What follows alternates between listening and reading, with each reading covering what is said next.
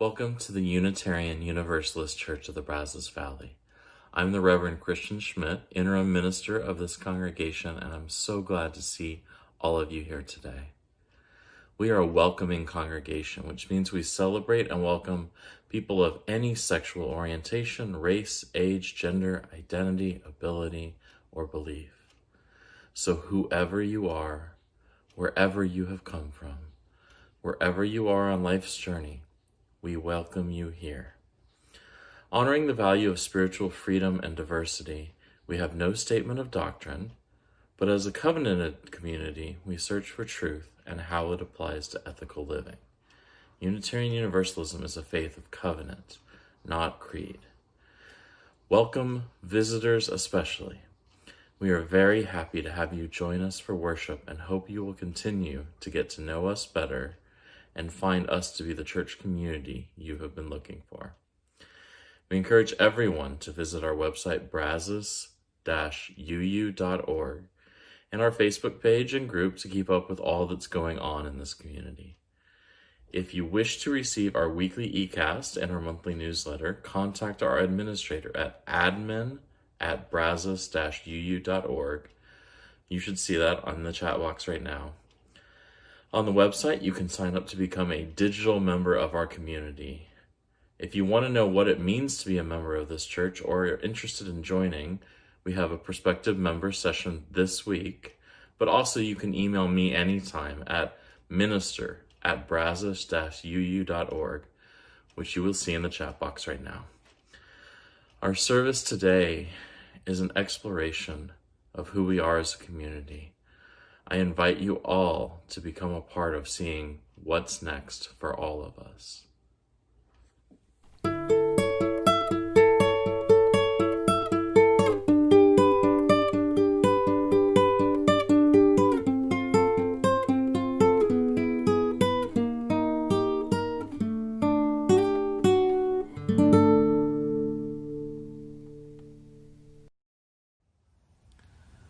Our call to worship today is by the Reverend Gretchen Haley.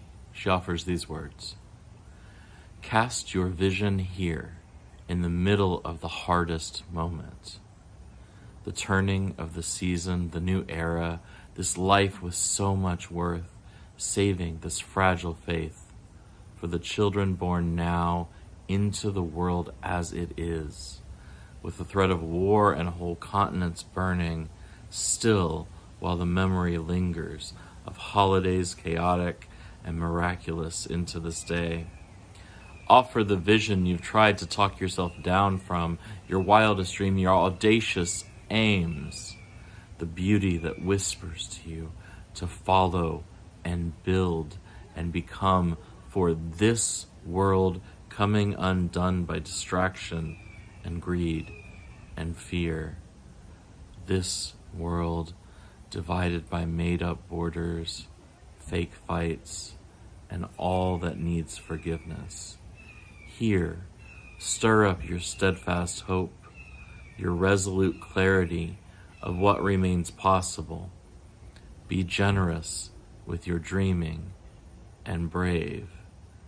All paths to the futures are born in this courage of imagination, this willingness to shed, to salvage, to start again, to be this blessing for each other, to be this blessed.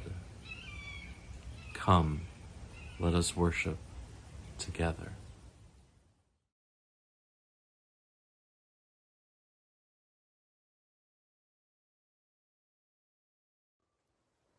Thank you, Reverend Christian. Now I invite you to light your own chalice, if you have one, as I light our chalice today.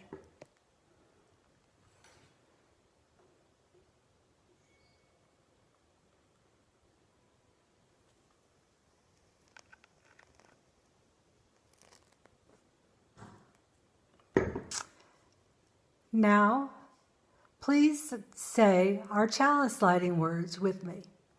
We light the chalice, the symbol of our Unitarian Universalist faith, as a beacon of hope for all who seek justice, dignity, and compassion, and in celebration of the life of truth and meaning we share together.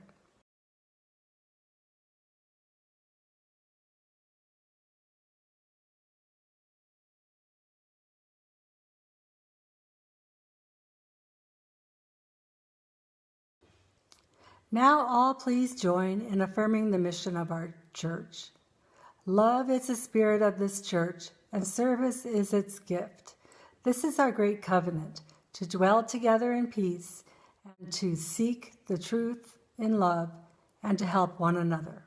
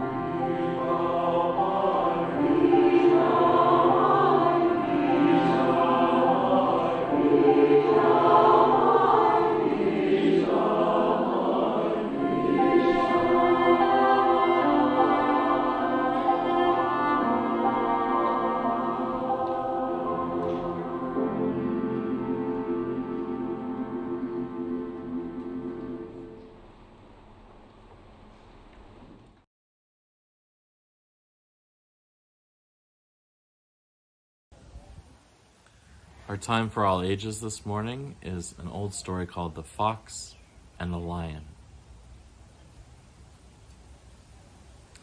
Once there was a woman who prayed to understand what path she should take in life.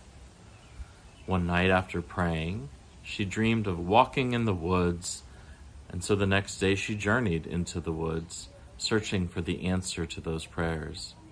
It was quiet peaceful. Then she saw a patch of red fur. It was an injured fox lying in the shade of a large tree. Before she could reach the fox, she heard the nearby bushes rustle, and out came a lion with a fish in its mouth. Frightened, the woman hid herself and watched as the lion laid the fish near the fox, turned around, and left the way it had come. As she watched the weakened fox eat the fish, she said to herself, "There is my answer. The great provider who takes care of the fox will also take care of me. I do not have to do anything. I will be taken care of if I just have faith." So the woman went back home, happy with her answer, and indeed she did not do anything. She didn't go to work. She didn't feed herself. She did not even bathe. She became hungry sitting in her house, so she went to town to see if she would be provided for there. But no provisions came. People avoided her. She grew weak with hunger. She fell into a restless sleep and dreamed she was back in the woods. "Oh, great provider," she implored in her dream, "you took care of the little fox, but you will not provide for me?" The great provider replied, "You are mistaken. I do not want you to be the fox. I want you to be the lion." And so ends our story today.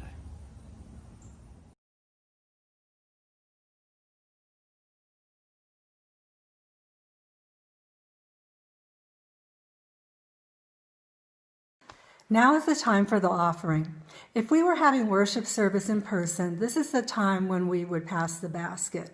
This church shares the proceeds of the offering plate donation every week to support important nonprofit organizations with which we work. We are proud to support UU the Vote for September and October. Many of you are already working on this grassroots effort to engage and inform voters who need to reclaim their voting power. So remember, your vote is your voice and your power. If you wish to make an offering, you can mail your check, or for your convenience, you can donate online. On our homepage at brazos-uu.org, you can find our mailing address at the bottom, and at the top, you will see a Donate Here tab to click to send donation options. You will see how to donate in the chat box now. Just go to brazos-uu.org/donate-here. May each of us look into our hearts. How much love, how much generosity, how much faith, how much gratitude, how much hope is there? We give thanks for these gifts we have given, for those we receive, and for each other.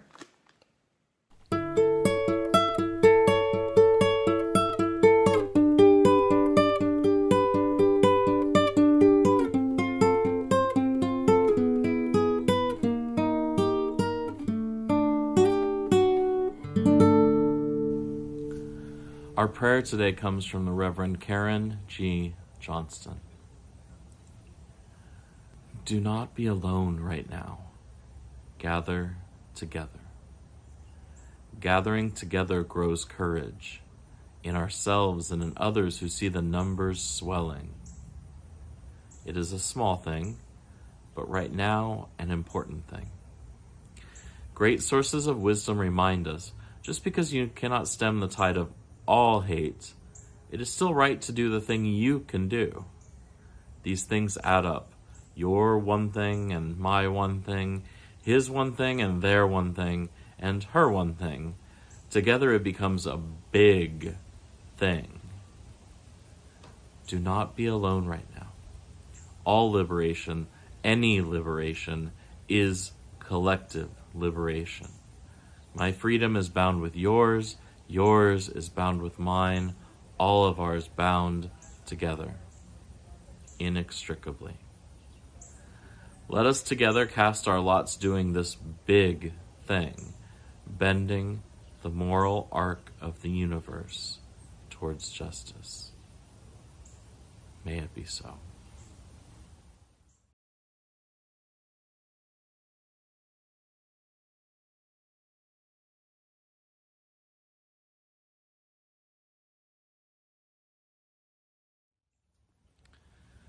Let us take a moment to prepare ourselves to share our joys and sorrows, those concerns so great we have to have them held by others, and those joys so wonderful we must share them. I invite you to take a few moments to think of anything in your life that has happened recently you need to share. You may share it at any time in the chat. We also think of all of those experiencing the after effects of hurricanes and of storms still to come. We think of those experiencing the effects of fire across the western United States and all over the world. We think of the many, many dead, many more affected by the coronavirus. We think of those who are in need of protection in this day and age. May we be protectors for them. Let us remember that Black lives really do matter as we strive for justice, equity, and anti-racism.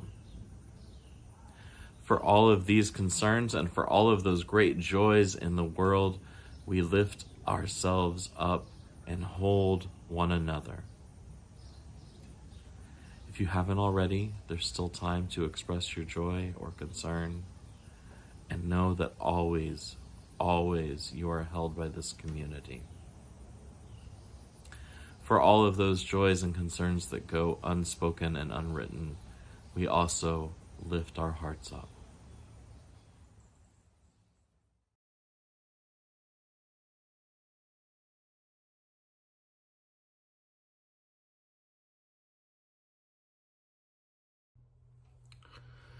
Our reading today comes from the Reverend Meg Barnhouse. It's titled Brick by Brick. All summer, workers have been building a brick wall along the road by my neighborhood. Against the brutal heat, they stretch a tarp overhead to get a little shade. I've watched them take bricks in their dusty brown hands one by one, butter them thickly with mortar, line them up, and tap them down, row by row. One man who looks to be in his 70s is the leader. His skin is the color of bittersweet chocolate. His beard is gray.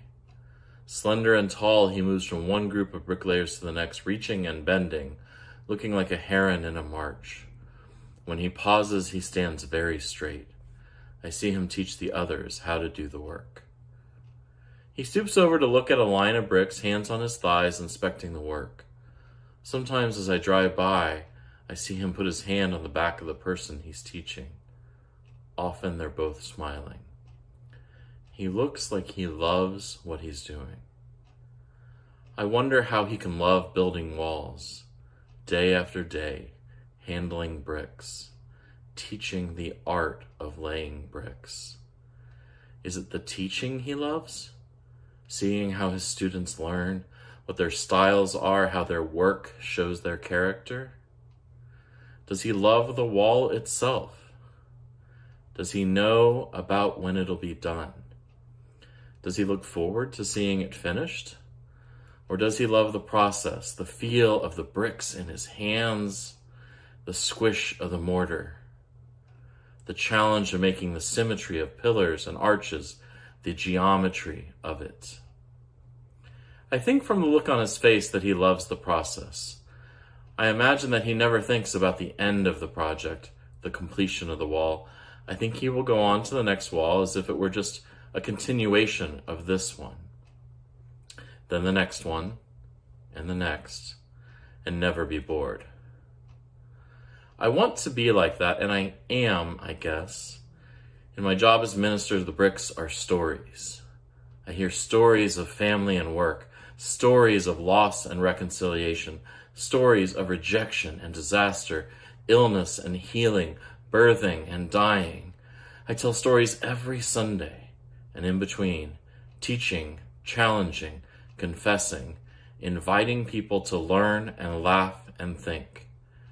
Brick by brick, story by story, we build a church, seeing the patterns, the symmetry, the plain joy of setting one story on the other, sustained by the strong and beautiful structures they make. We will never be finished. It's okay. And so ends our reading.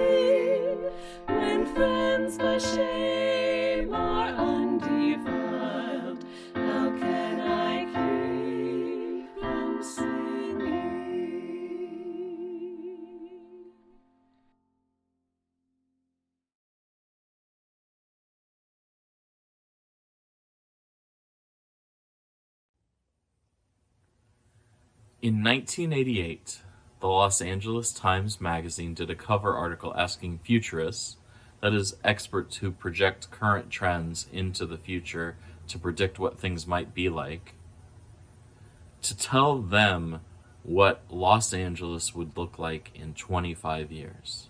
That is, in the year 2013.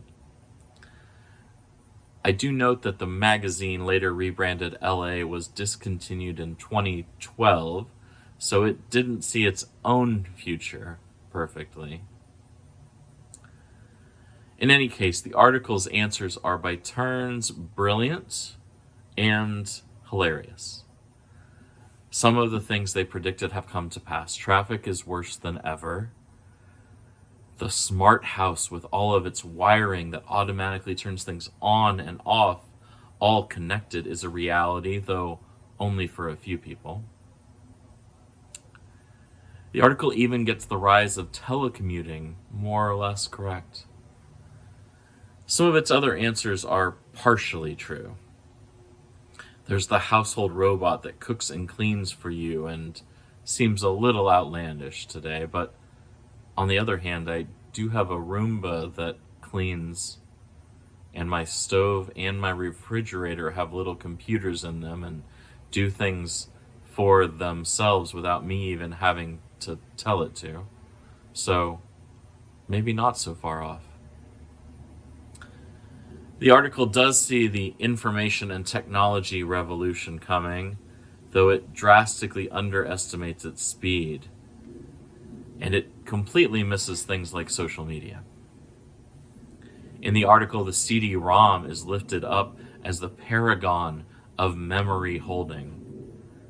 And as we know now, by 2013, that technology was already quite old. It seems positively quaint in the year 2020. The article is told from the perspective of one family's day in 2013 in Los Angeles. So waking up, going to school and work, dealing with regular home chores and such. And to be honest, it's shocking how much they got right, or almost right, at least about areas in which predictions are possible. Because as we know, predicting the future is notoriously tricky. But on the other hand, casting a vision for what's possible, that's not only easy to do, but absolutely necessary. It's a huge part of what we do here in church. We acknowledge that the world is not as we wish it was. And we do several things about this reality. One thing is to support one another and others experiencing difficulties. A second is that we envision what a better, fairer, more just and loving world would be like. And we work to make that happen.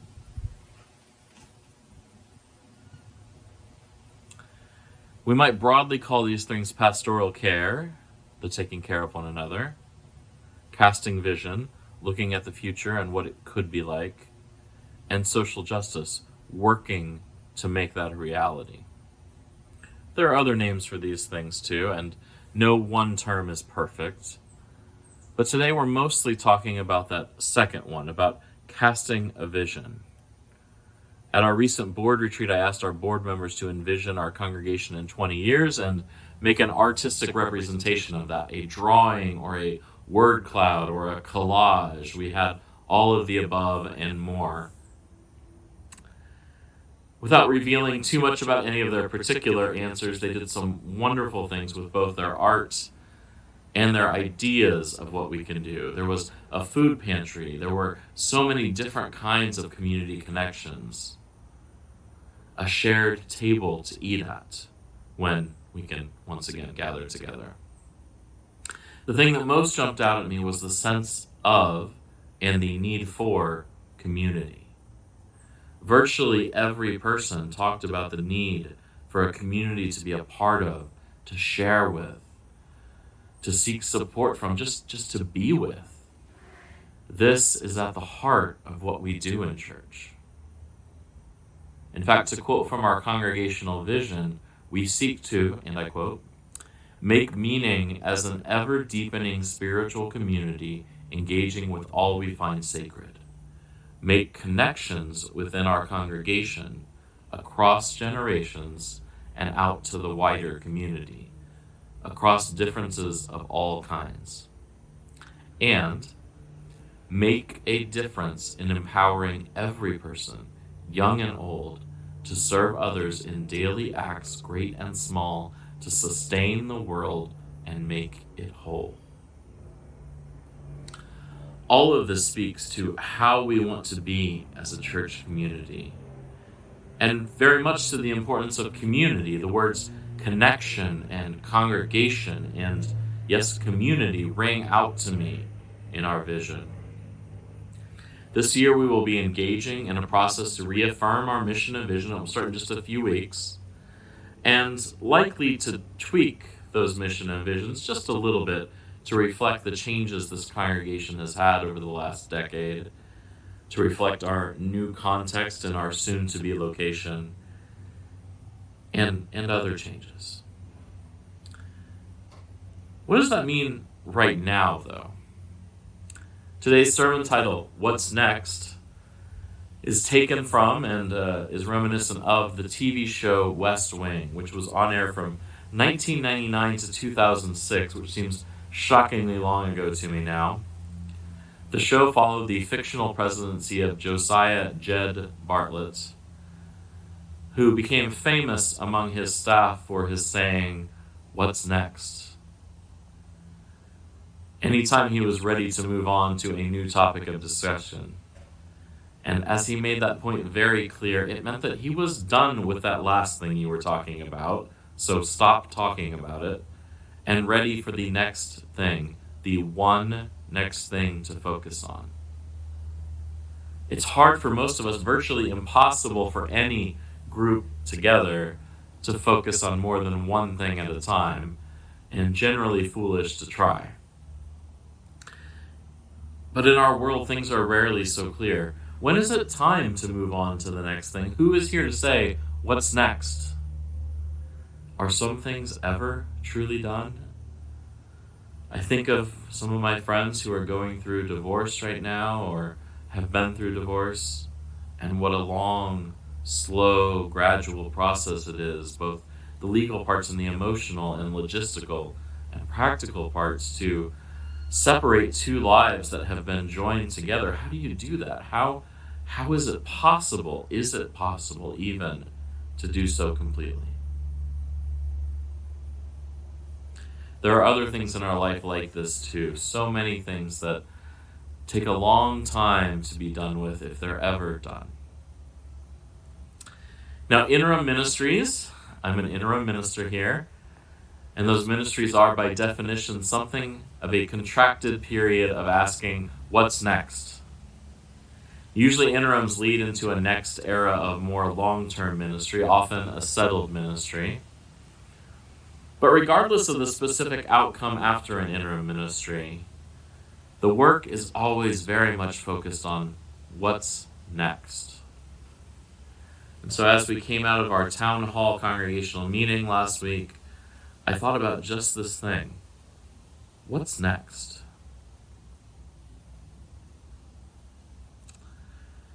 Not what are the next 14 things to do, because I'm sure we could name those.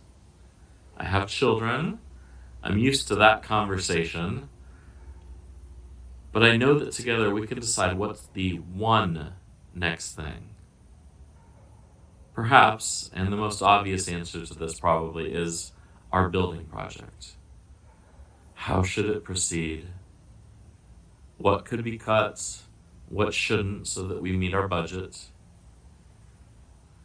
Should we rethink the whole thing? Can we afford what we want and need? And if we don't do this building project now or at all, then what? These were the questions that played into our what's next about the building. I suspect there's no solution that will satisfy everyone. There so rarely is. And there's enough uncertainty in all our futures, our nation's future, our world's future, to make any decision far from a sure thing. There will be consequences, both good and bad, to moving forward with the building project. There will be consequences, good and bad, to not moving forward with the building project. It can be very confusing. I think the only answer I have is that for now, we're called to do, in the words of the recent movie Frozen 2, which I recommend to all of you, we're called to do the next right thing. If you haven't seen the movie, it's okay. I'm not giving too much away by saying this, that a character is faced with uncertainty about how to proceed in a difficult situation. And the only piece of wisdom is that, to do the next right thing. When things seem insurmountable or impossible to discern, just do the next right thing. To quote directly from the song, just do the next right thing. Take a step again. It is all that I can do, the next right thing. I won't look too far ahead. It's too much for me to take. But break it down to this next breath, this next step, this next choice is one that I can make. Now, this isn't foolproof advice for sure. Sometimes one right thing can inadvertently lead to future problematic things. Our history is littered with such instances. But when things are so unclear, we have little other choice. Not moving forward is a choice too, and one that has serious consequences. So friends, the future is uncertain for just about everything. What we have then is this certainty.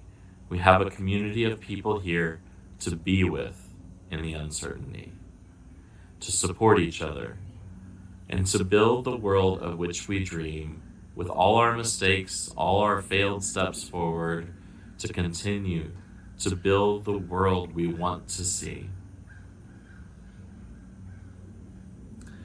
I'm so happy to be your interim minister in this time. And whatever our next steps are, I know that we'll do the next right thing.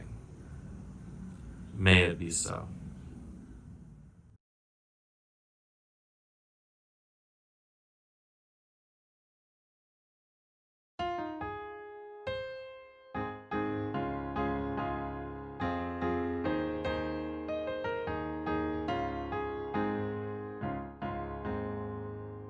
Guide my feet while I run this race. Guide my feet while I run this race. Guide my feet while I run this race. For I don't want to run this race in vain. Hold my hand while I run this race. Hold my hand while I run this race. Hold my hand while I run this race. For I don't want to run this race in vain. Stand by me while I run this race. Stand by me while I run this race. Stand by me while I run this race. For I don't want to run this race in vain. Search my heart while I run this race. Search my heart while I run this race. Search my heart while I run this race. For I don't want to run this race in vain.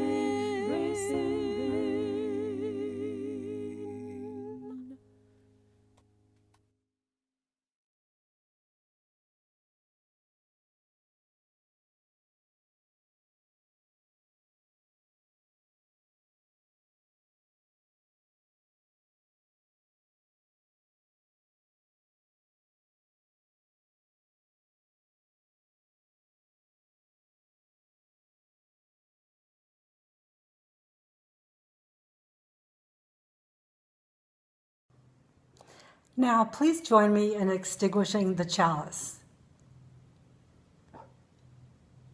Please repeat with me. We extinguish this flame, but not the light of truth, the warmth of community, or the fire of commitment.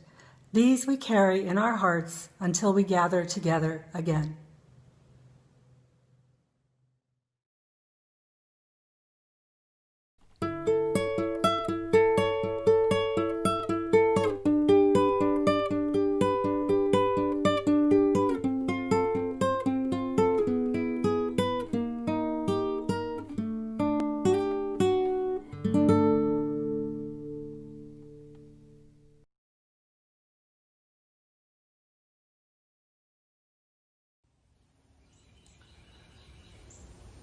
Friends, none of us know for sure what's next.